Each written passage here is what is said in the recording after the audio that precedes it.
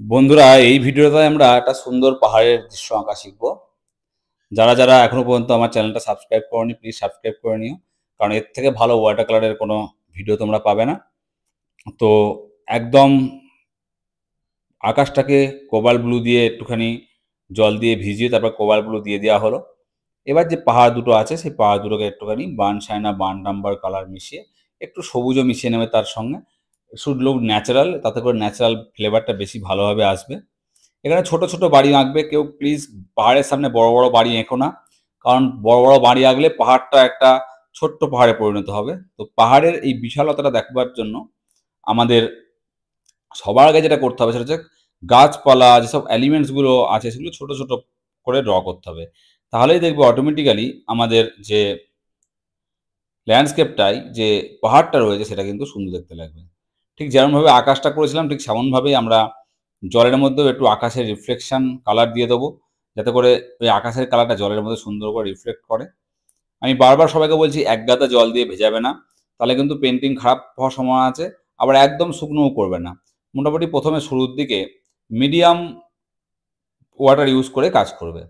এখানে ছোট ছোট গাছের এলিমেন্টসগুলো টুকিটাকি দিয়ে দিলাম। পাতাটা আমার এখন একটু ভেজা আছে, তোমরা চাইলে শুকনো পাতাতেও করতে পারো, যার যেরকম পছন্দ। যদি কারোর সফট এজ পছন্দ হয় তাহলে সে একদম ভেজা ভেজা অবস্থায় করবে, কারো যদি হার্ড এজ পছন্দ হয় তাহলে সে শুকিয়ে যাওয়ার পরে করবে। এটা সিম্পল একটা বিষয় তোমাদের সঙ্গে শেয়ার করলাম। একটা সিম্পল পেন্টিং, বাট এর মধ্যে শেখার অনেক কিছু আছে। যাদের ধৈর্য আছে তারা ভিডিওটা দেখবে, যাদের ধৈর্য নেই তারা স্কিপ করে দেখো না, প্লিজ তোমরা ভিডিও থেকে চলে যেতে পারো।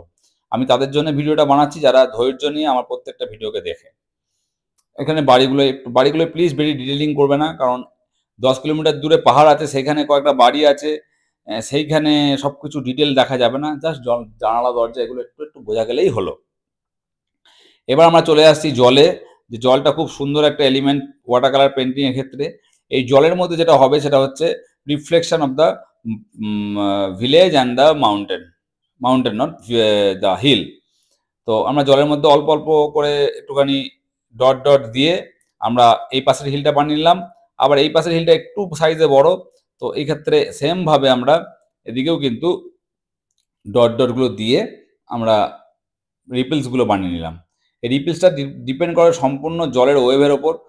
যত বেশি ওয়েভ তত রিফিল বেশি বিক্ষিপ্তভাবে হবে, আর স্থির জলের refill as it is copy paste হবে। তো আমরা এখানে জলটা বানালাম, সেখানে খুব বেশি ঢেউ নেই, তো সেই কারণে অল্প একটু রিফিল বানালাম। আবার একদম স্নিগ্ধ জলও নাই, সেই কারণে একদম হুবহু কপি পেস্টও করলাম না। এইটা হয়ে যাওয়ার পরে আমরা যে বাড়ির যে লাল রংটা একটু দিয়ে দিলাম, গাছের টুকিটাকি ডিটেলস, এগুলো আর শেখানোর কিছু নেই, এগুলো তোমরা নিজেরাই করতে পারবে। যেটা বেসিক যে ইনফরমেশনটা ছিল সেটা তোমায় দিয়ে দিলাম।